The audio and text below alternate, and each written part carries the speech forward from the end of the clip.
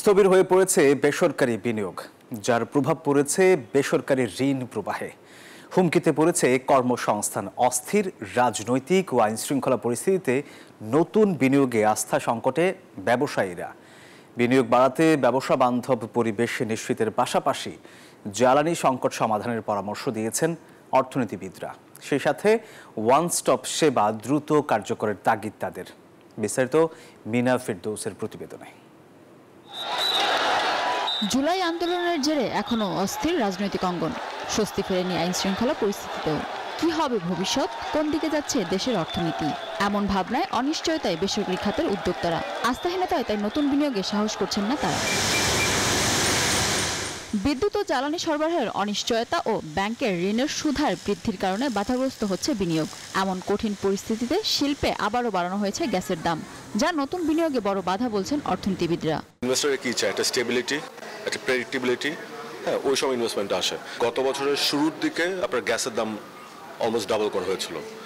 ওই একটা শক তখন থেকে শুরু হয়েছে। তারপরে আপনার স্যালারি বাড়ানো হলো, তারপরে জুলাই আগস্টের অভ্যুত্থান।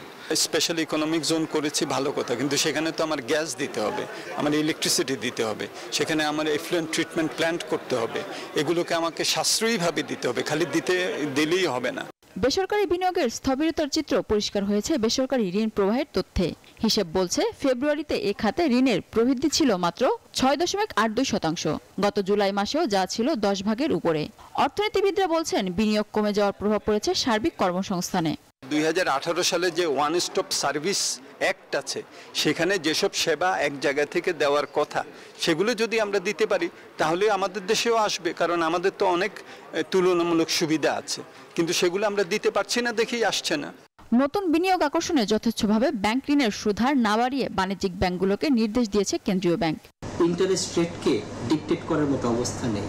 কোনো ব্যাংক যদি মুনাফার কথা চিন্তা করে তাদের রেট অফ ইন্টারেস্টকে যথেচ্ছভাবে বৃদ্ধি করতে থাকে, তবে ঋণ গ্রহীতাদেরও কিন্তু বিকল্প রয়েছে। চলতি অর্থবছরে ধস নেমেছে মূলধনী যন্ত্রপাতি আমদানিতেও। কেন্দ্রীয় ব্যাংকের হিসেবে চলতি অর্থবছরের প্রথম 6 মাসে যন্ত্রপাতি আমদানি কমেছে 26%। মিনা ফেরদৌস, নিউজ 24, ঢাকা।